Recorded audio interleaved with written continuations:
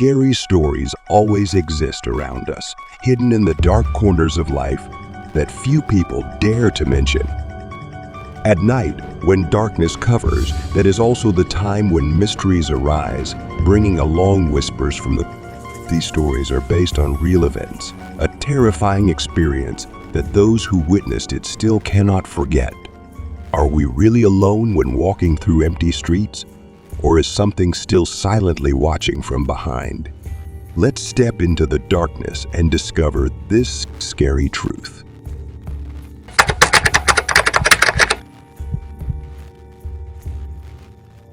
In 1993, I co-owned a gas station in a small, quiet town, the kind where nothing really happens.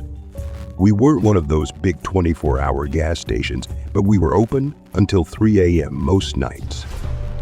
With a small staff, I often found myself working the night shift alone. One night, as I was processing the cash register, I noticed that it was almost 2:30 a.m., and the store had been quiet for at least an hour. The silence in the small store was thick, broken only by the hum of the cooler in the back. I was getting ready to close up for the night, organizing some shelves, when the bell above the door rang. Startled, I glanced over the shelves and saw a man enter the store. He was tall, thin, and wearing sweatpants and a light-colored t-shirt. But what caught my attention immediately was the bloodstains on his clothes. My breath caught in my throat. His face was pale and his eyes were wild, as if he had been running.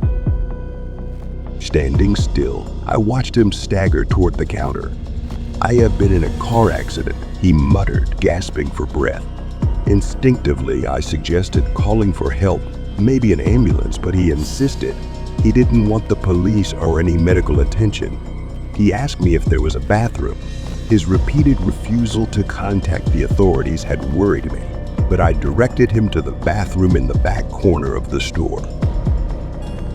As he walked away, I couldn't shake the feeling of dread that was rising in me. He kept saying it over and over again. "Don't call the police." It was as if he was trying to convince himself more than me. It was strange. If he had really been in an accident, why was he so afraid of the police? There was something about his whole demeanor that didn't sit right with me. Despite the blood staining his clothes, I didn't see any visible injuries on him. His movements were too fluid for someone who had just survived an accident. My pulse quickened. I knew something was wrong.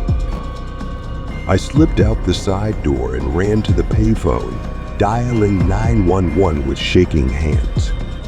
The dispatcher picked up, and I quietly explained the situation, telling her about the man in the bathroom, covered in blood. There was a pause on the other end of the line. Then she asked me to describe him. When I did, her tone changed. She told me that just 30 minutes ago, a stabbing had been reported in a neighboring town. Suspect, a tall, thin man in sweatpants and a light-colored t-shirt. My stomach turned. The dispatcher told me to lock my car and wait for the police. Within minutes, the place was filled with patrol cars. I stood outside, shaking, as the police stormed into the store. Soon, I heard a scuffle inside. The man lunged at the police with a knife, but was quickly subdued. As they dragged him out in handcuffs, I couldn't help but ask him what he had been doing in the bathroom. One of the officers told me the man had injected himself with something, probably drugs, and had planned to stab me before robbing the store. It would be years before I learned the full truth. Out of curiosity, I did some research and found out that the man had been convicted of murdering a Dairy Queen employee earlier that night. He is serving a life sentence. Well, every time I think about that night, a chill runs down my spine. I almost became his next victim.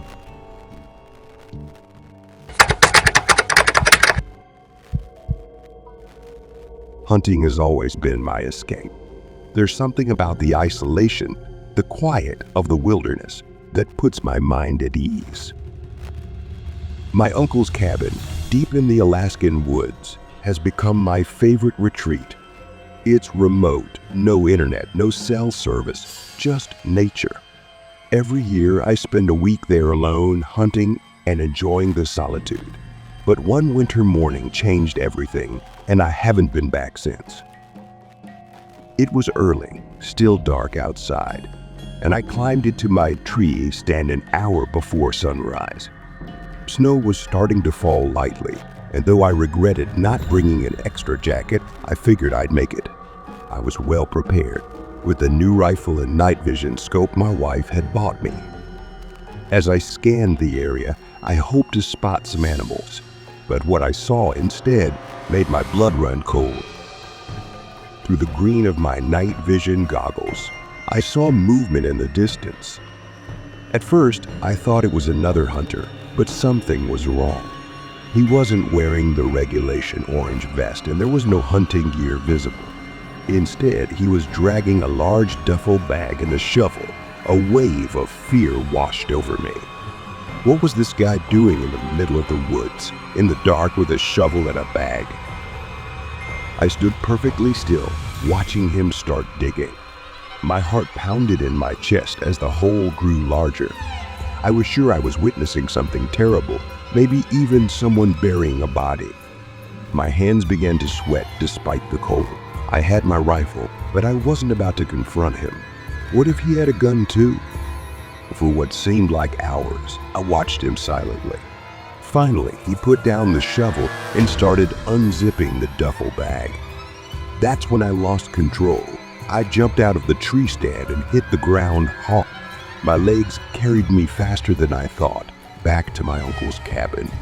I was barely breathing as I started the car and drove into town. That evening, after I calmed down, I called my uncle. We returned to the scene together, both armed with rifles. When we returned to the tree stand, the hole was still there, but the shovel and duffel bag were gone. We followed the tracks for a while, but they led away from the property and into the dense wilderness. We didn't pursue them again. To this day, I don't know what I witnessed. Was it a dead body? Was that guy up to something dark? I haven't been back to my uncle's cabin since. Whatever he was doing out there, I wanted no part of it.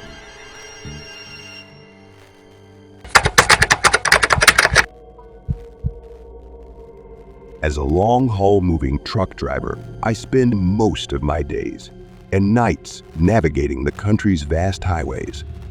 The isolation of the job never bothered me. In fact, I liked it that way. The solitude gave me time to reflect, time to think, and time to appreciate the peaceful emptiness of the road ahead. But some roads stretch so far into the unknown, so deep in the desert, that they can make a person feel truly alone. One night, on a deserted highway somewhere in the middle of the Nevada desert, I made a decision I've come to regret. I picked up a hitchhiker. I drove for hours, the monotony of the desert landscape lulling me into a trance-like state. The endless stretch of road was broken only by the occasional rolling grass or the distant silhouette of a mountain, barely visible in the pale moonlight. It was the kind of night where time seemed to blur, the dark sky and the desert floor blending into one seamless space. I hadn't passed another car in over an hour, and a sense of isolation began to gnaw at me. Then suddenly, I saw him. A lone figure walked along the side of the highway, barely illuminated by my headlights. His presence startled me. In this vast space, the sight of another person seemed out of place, almost wrong. As I slowed down, I could see more clearly. He was a tall man, probably in his 30s, dressed in shabby clothes and carrying a large battered suitcase. My first instinct was to keep driving. Picking up strangers could be dangerous here. But as I passed him, something tugged at my conscience. What kind of person would leave another human being stranded in the middle of the desert? Against my better judgment, I stopped about 100 yards away and waited.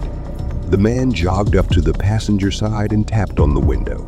Lowering it a little, I asked him where he was going. "Anywhere but here," he replied. his voice hoarse as if he hadn't spoken in days. He looked rough, unshaven, dusty, and exhausted, but not overly threatening. He didn't give off the kind of vibe that would make you run for. After a moment's hesitation, I unlocked the door and let him in. "Thanks," he said, settling back into the seat. "I've been walking for hours." I glanced at him out of the corner of my eye. Up close, he seemed even more tired than I'd first thought. His eyes were bloodshot, and there was a faint smell of sweat and dirt clinging to his clothes. He set his suitcase on the floor between his legs and exhaled deeply, as if relieved to finally be standing. We drove in silence for a few minutes, the road stretching out before us. I thought he didn't want to talk, which was fine with me. "Not many people will stop," he said, breaking the silence. His voice was calm, almost too calm. I shrugged, keeping my eyes on the road. I answered, trying to sound casual, even as the butterflies in my stomach grew. "I guess you looked like you needed help," he said slowly. "Yeah, you're probably right." We made small talk for the next half hour. He told me his name was Joe, and he'd hitchhiked across the state after a series of bad decisions. He didn't go into details, and I didn't ask. I tried to keep it light, but there was something about the way he said it that made me feel weird. His answers were too measured, too rehearsed, and every few minutes I caught him glancing down at the suitcase at his feet. Curiosity got the better of me, and finally I asked him where he was going. "Anywhere but back there," he said firmly, his voice soft. At first I thought he meant a town I had passed through about 20 miles ago. "What's back there?" as I asked, trying to keep the conversation going. His answer made my stomach clench. "Bad choices and a lot of regret," he mumbled, his tone becoming uncomfortable. A heavy silence fell over the cabin. I glanced at him, trying to gauge his expression, but his face remained blank, almost emotionless. I forced myself to focus on the road, but my mind was racing. Something in his tone had changed, and the atmosphere in the truck suddenly became tense. Just as I was about to brush it off as paranoia, Joe did something that made my heart stop. Without warning, he leaned forward and lifted the edge of his shirt, revealing the hilt of a hunting knife tucked into his belt. My breath caught in my throat. "You know, this suitcase isn't full of clothes," he spoke softly, almost as if he were conversation. My hands gripped the wheel tighter as adrenaline flooded my body. "So what's in it?" I asked, my voice tense, though I wasn't sure I wanted to know the answer. He paused, letting the tension build before answering. "A body." The words hung in the air like a death sentence. I could feel my pulse pounding in my ears, and for a moment, the world seemed to tilt. Was he kidding, or was he serious? His cold, matter-of-fact tone sent my blood running cold. I tried to stay calm, my mind racing for an escape. Up ahead in the distance, I saw the dim glow of a gas station. Without missing a beat, I lied. I said, trying to keep my voice even, "The truck's having trouble? I need to stop and check it out." Joe didn't answer. He just stared out the windshield, a faint smile on his lips. As soon as I pulled into the gas station parking lot, I slammed on the brakes and jumped out of the truck, sprinting toward the gas station doors. The cashier stared at me with wide eyes as I rushed inside, panting, frantically telling him to call the police. We locked the doors and huddled in the back office, waiting for help to arrive. When the police showed up, they searched the truck, but Joe was gone. The suitcase, the knife, and the hitchhiker had vanished into the desert night, leaving nothing but a lingering sense of dread. The police never found him, and to this day, I don't know if what he told me was true. I would never pick up a hitchhiker again,